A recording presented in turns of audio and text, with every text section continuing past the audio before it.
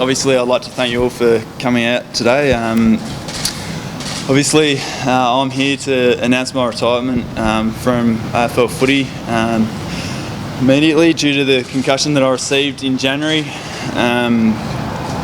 It's much more premature than what I would have liked. Something that I guess as a 22-year-old you shouldn't really have to worry about. I'm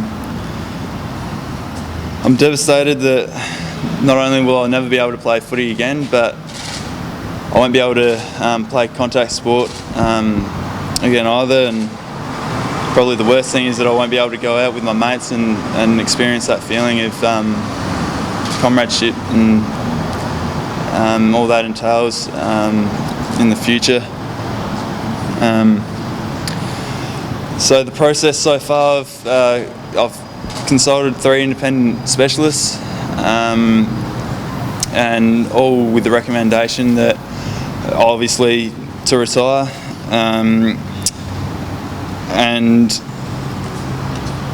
according to those specialists, I should return to full capacity. Sort of my memory has been the main issue recently, and going forward it's sort of been the combination of memory and an inability to exercise. I sort of reach a point where I can't exert any more energy, and I sort of feel like I want to sleep and just go to bed.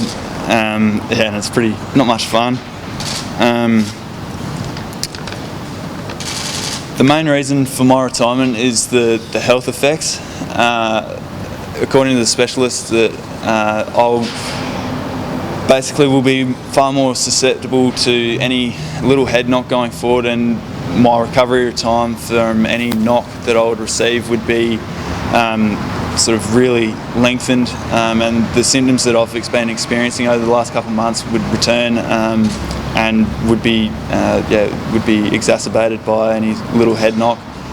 So it's just for my own personal health, and also for the fact that I wouldn't be able to play any footy because it's a natural part of the game that you do get knocks. It's just an untenable position, both from my health perspective and from a footballing perspective.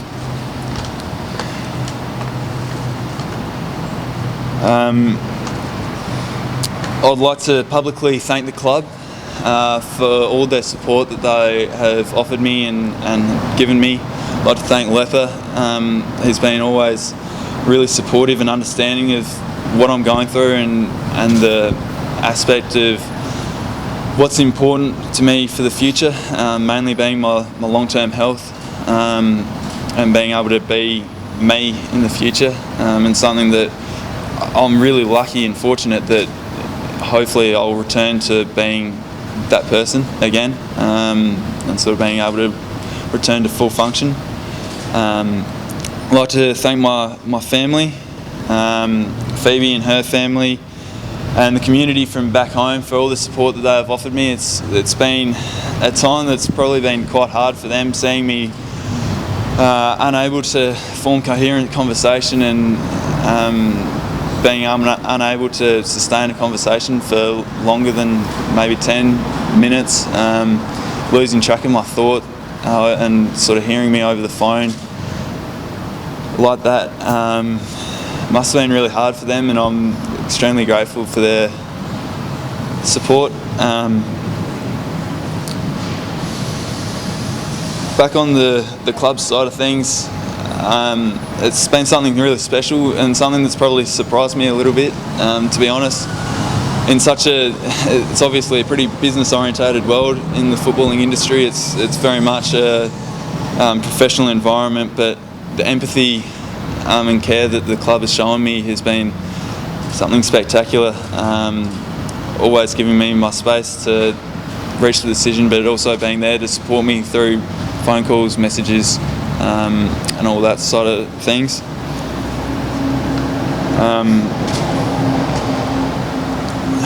Finally, I'd just like to say that I've loved playing AFL footy. Being able to sort of experience the highs and lows that entails has been something that's been really special, and I'd like to thank the club giving me that opportunity, and I just wish that it hadn't been prematurely cut off like this.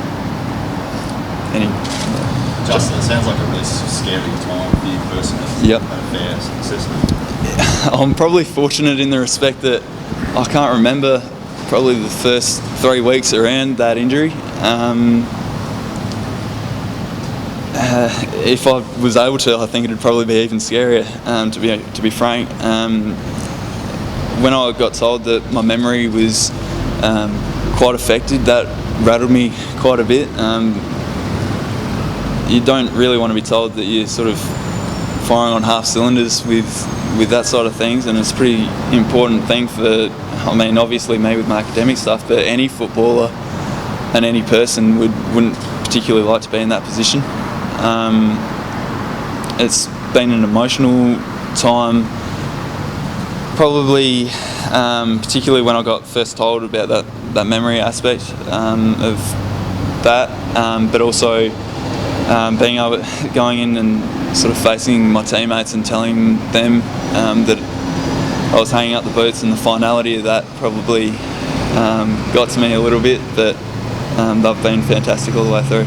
Josh, so what actually happened with the hit? I mean, if you can remember or not, but that incident that's obviously led to this. Yeah, so from watching a bit of the vision back, I sort of copped a little light shove, so I was running forward to the ball, copped a light little shove in the back. I pitched forward, there was a crummer coming the opposite way, and my forehead hit just above their knee. So I was sprinting forward, they were sprinting in the opposite direction, and my head came down and hit just above the knee.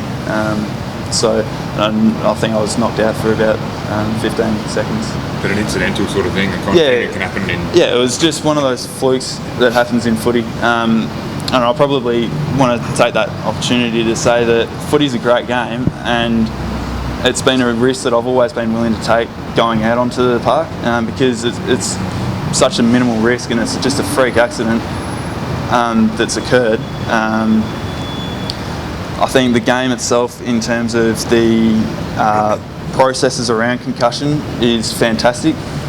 It's always been my health has been the focus, and all of those processes around it have really and truly enabled me to be able to play the way that I have, and been able to return to full fitness, and should return to full function in time. So if you have sons down the track, Justin, you'd have no problem with them playing footy? None whatsoever. It's a fantastic way for them to meet mates and exercise, and it's a great game.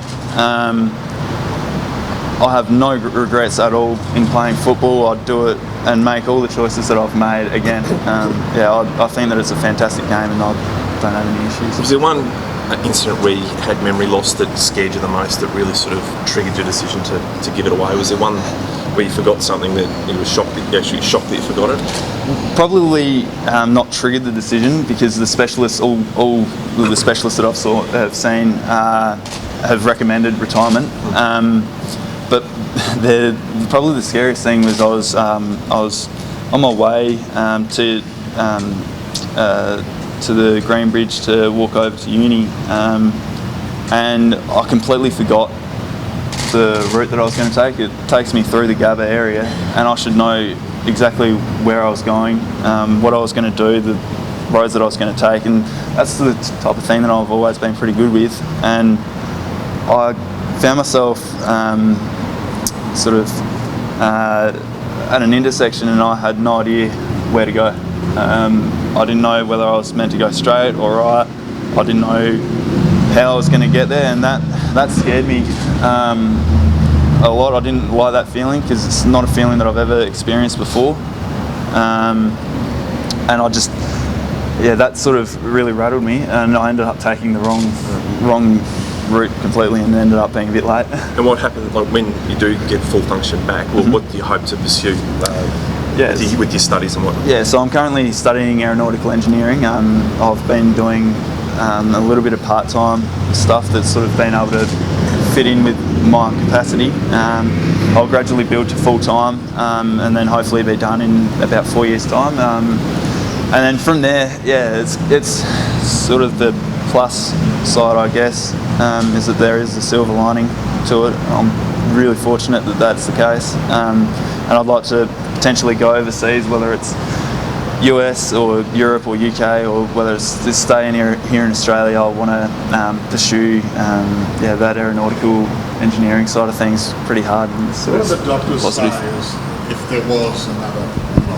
Yeah, I'd be more predisposed to having the concussion symptoms return at a lower grade impact. So an impact that I would have previously just been able to get up from and keep playing, I would be felled by it and then sort of suffer the concussion symptoms ongoing, with the view that possibly in the future that it could sort of, if the impact was severe enough, there'd be permanent damage. So it was a little emotional down there this morning? Yeah, very. Yeah, I've gone through a box of tissues and got it all out pretty well. It's something that,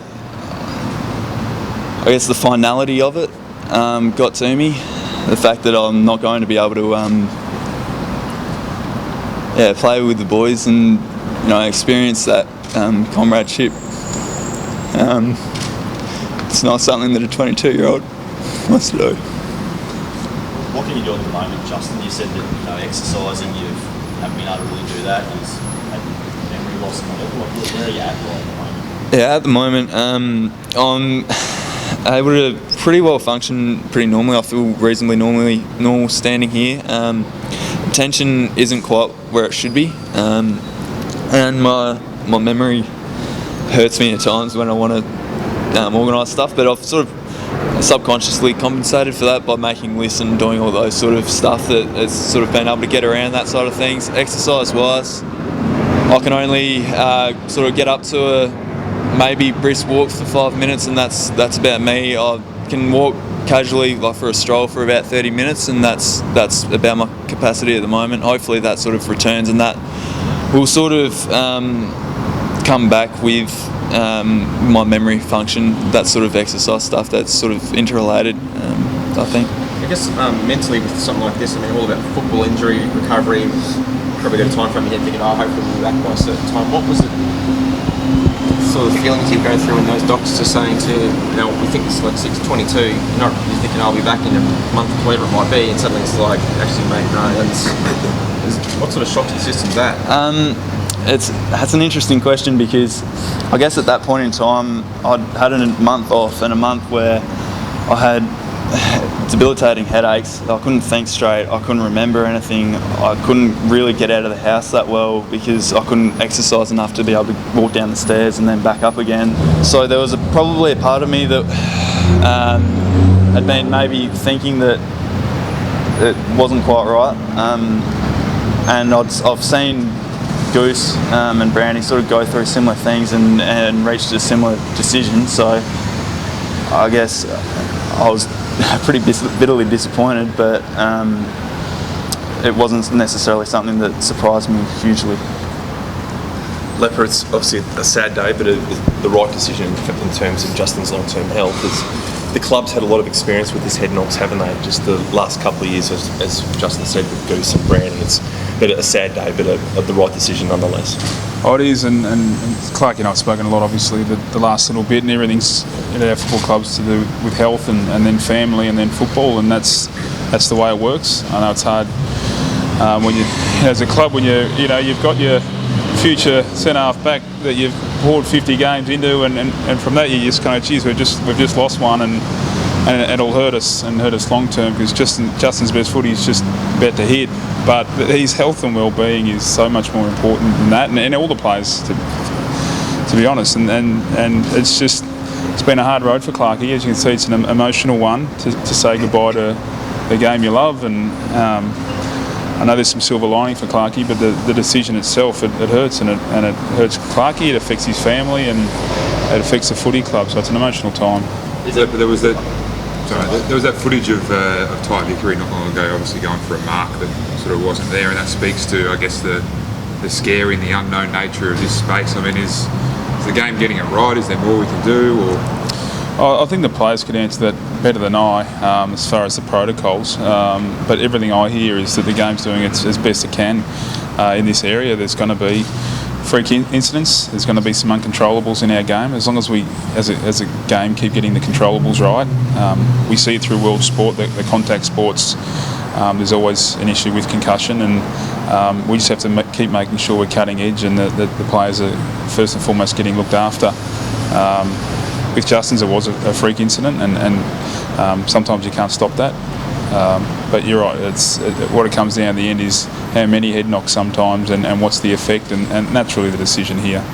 Was this one of your toughest experiences as a coach, going through this and seeing 22-year-old make this? Yeah, it is. I went through this with Brownie, but Brownie had won 3 premierships and been a star of the game and fulfilled his dreams. So it's a little bit different, whereas Justin's missed out on that. He's lost that opportunity to achieve all those things.